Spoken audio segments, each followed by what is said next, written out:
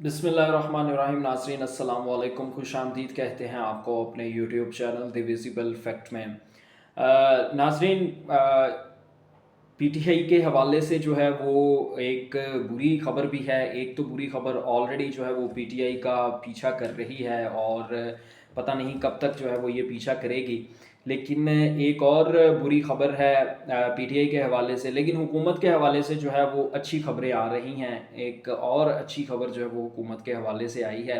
एक अहम खबर है हुकूमत के हवाले से। खबर इस तरह से आई है कि ये हुकूमत कब तक अपनी मुद्दत में इजाफा करने वाली है। जो चीज़ हमने आपको बताई थी कि असम्बली में 2/3 अक्सरियत मिलने के बाद ये हुकूमत फ़ैसला करने जा रही है कि इसने कब तक काम करना है, उस हवाले से एक ऑथेंटिक खबर आई है।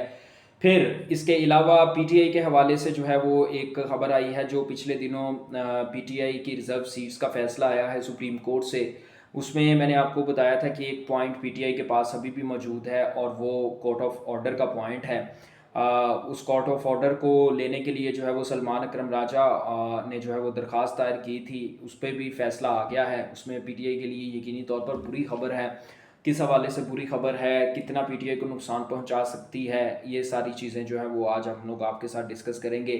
सबसे पहले आपको कोर्ट ऑफ ऑर्डर की कहानी बता देते हैं। एक्चुअली कोर्ट ऑफ ऑर्डर हासिल करने के लिए सलमान अकरम राजा ने दरख्वास्त दी थी और कहा था कि हमें कोर्ट ऑफ ऑर्डर प्रोवाइड किया जाए, क्योंकि कोर्ट ऑफ ऑर्डर के बगैर जो है वो फैसले पर अमल दरामद नहीं हो सकता।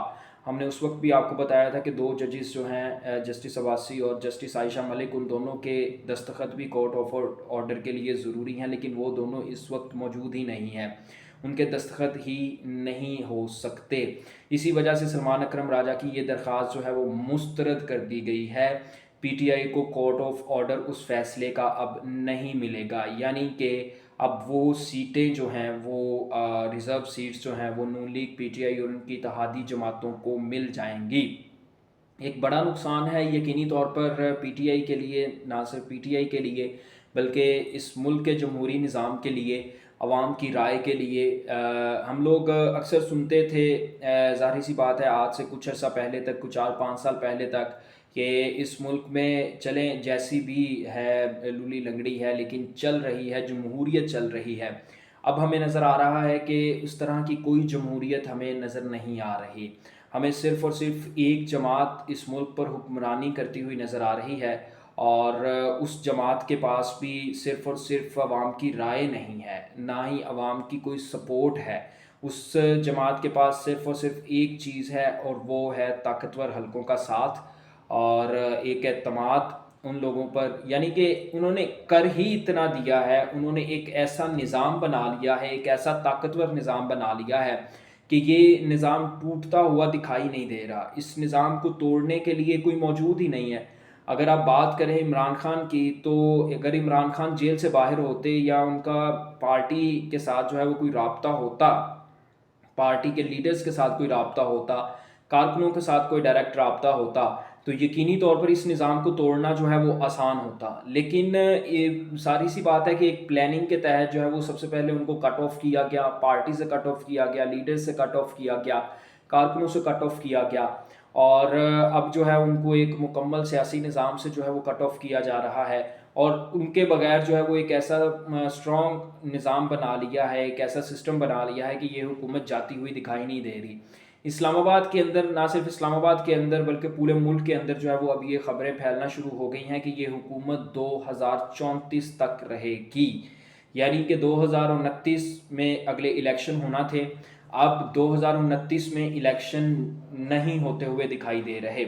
और जो उम्मीद लगाई जा रही थी पीटीआई की जानिब से या सबकी जानिब से कि शायद अगले इलेक्शन के अंदर जो है वो उनको कोई एक रिलीफ मिल सके, हासिल हो सके और चीज़ें जो हैं वो उनके लिए बेहतर हो सके, तो अब वो उम्मीद भी आहिस्ता आहिस्ता टूटती हुई दिखाई दे रही है। क्योंकि 2/3 अक्सरियत असम्बली में मिल जाना कोई मामूली बात नहीं है, कोई छोटी बात नहीं है। एक हुकूमत जो है वो बहुत पावरफुल हो जाती है। हाँ, यही चेहरे बकौल मुनीब फ़ारूक साहब, अब ज़ाहिर सी बात है कि इस तरह की खबर जो है वो एक टाउट से ही पता चल सकती है और बकौल मुनीब फ़ारूक साहब जो है वो ये बात सामने आई है कि 2029 के बाद भी यही चेहरे सामने रहेंगे। ان چہروں کے علاوہ آپ کوئی اور چہرہ نہیں دیکھ سکتے، بلکہ 2034 تک جو ہے وہ اس حکومت کی مدت کو بڑھا دیا جائے گا، پارلیمنٹ کی مدت کو بڑھا دیا جائے گا، یعنی قانون سازی کی جائے گی اور قانون سازی میں یہ کہا جائے گا کہ حکومت اچھے طریقے سے کام کر رہی ہے۔ ظاہر سی بات ہے جب آپ کے پاس 2/3 اکثریت ہے تو آپ کو کسی کی مدد کی ضرورت نہیں ہے قانون پاس کروانے کے لیے، آپ کو کسی کے ترلے ڈالنے کی ضرورت نہیں ہے قانون پاس کروانے کے لیے، ہر چیز آپ کے ہاتھ میں ہے، جو چیزیں آپ کو میسر نہیں ہوں گی وہ آپ کو میسر کر دی جائیں گی۔ اور اب جبکہ اس فیصلے کے بعد پی ٹی آئی کے اراکین بھی آزاد ہو چکے ہیں، تو اب پی ٹی آئی کے اراکین بھی آہستہ آہستہ جو ہے وہ ٹوٹتے ہوئے نظر آ رہے ہیں۔ اس حوالے سے بھی آپ کو بتانا تھا، شاندانہ گلزار نے جو ہے وہ ایک بڑا انکشاف کیا تھا، تو یہ خبر تو یہ ہے اصل کہ یہ حکومت 2034 تک کام کرے گی اور 2034 سے پہلے گھر نہیں جائے گی۔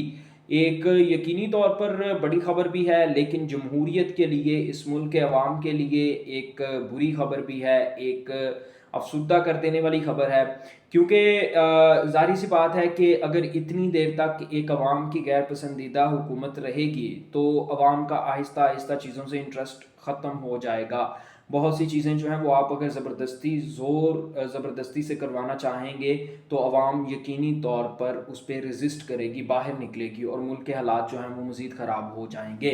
اگر ہم ملکی حالات کی بات کر لیں تو ملکی حالات میں کیا بدلاؤ آیا؟ پیٹرول کی قیمت میں رات گئے جب پوری عوام سو رہی تھی، تمام لوگ سو رہے تھے، ان کے سوتے ہوئے پیٹرول کی قیمت میں 8 روپے کا اضافہ کر دیا گیا، اور ابھی یہ لوگ کہہ رہے ہیں کہ جی حالات ٹھیک ہے، معیشت بہتر ہو رہی ہے۔ اگر معیشت بہتر ہو رہی ہے، حالات بہتری کی جانب گامزن ہیں، تو پیٹرول کی قیمت میں یہ اضافہ کیوں کیا گیا؟ کیونکہ جو بجٹ آیا تھا، بجٹ میں پیٹرول کی قیمت پہ جو لیوی لی جاتی ہے اس لیوی میں اضافہ کر دیا گیا تھا، جس کی وجہ سے پیٹرول کی پرائسز جو ہیں وہ بڑی ہیں۔ ادروائز اگر مشرق وسطیٰ کی صورتحال کے بعد عالمی منڈی میں پیٹرول کی پرائسز کم ہوئی تھیں، اب دوبارہ چونکہ ان کے اپنے ٹیکسز بڑھ گئے ہیں، اس حکومت نے زیادہ ٹیکس لگائے ہیں، تو جس کی وجہ سے یہ سارا نظام ہوا ہے اور پیٹرول کی پرائسز جو ہیں وہ بڑھا دی گئی ہیں۔ ایک یقینی طور پر دکھ دینے والی چیز ہے، لیکن ظاہر سی بات ہے کہ اس کے اوپر کوئی کیا کر سکتا ہے۔ پی ٹی آئی کے جو کارکن رہ چکے تھے، جو پی ٹی آئی کے رہنما، جو لیڈرز جو عمران خان کے نام پر ووٹ حاصل کر کے اسمبلی میں آئے تھے، وہ بھی آہستہ آہستہ ٹوٹتے ہوئے دکھائی دے رہے ہیں۔ شاندانہ گلزار نے جو ہے وہ یہ انکشاف کیا ہے، شفا یوسفزئی کے شو میں وہ موجود تھی، انہوں نے یہ کہا کہ 26ویں ترمیم پر جس طرح کئی لوگوں نے منہ کالا کروایا تھا، 27ویں ترمیم پر بھی اسی طرح لوگ منہ کالا کرواتے ہوئے دکھائی دے رہے ہیں۔ ایک مطلب افسوس کرنے والی چیز ہے، ظاہری سی بات ہے کہ اگر اسی طرح لوگ ٹوٹتے رہیں گے، جاتے رہیں گے، تو عوام کا انٹرسٹ کہاں جائے گا، عوام کی پسند ناپسند کہاں جائے گی؟ لیکن عوام اور عوام کی پسند ناپسند کی کسی کو یہاں پہ کوئی فکر نہیں ہے۔ جناب یہ تھی ویڈیو کس طرح کی لگی ہمیں کمنٹ سیکشن میں ضرور بتائیے گا۔ ویڈیو پسند آئی ہو تو چینل کو سبسکرائب کیجیے گا، لائک کیجیے گا، دوستوں کے ساتھ شیئر کیجیے گا۔ آپ سے ملاقات ہوگی اگلی ویڈیو میں، تب تک کے لیے اللہ حافظ۔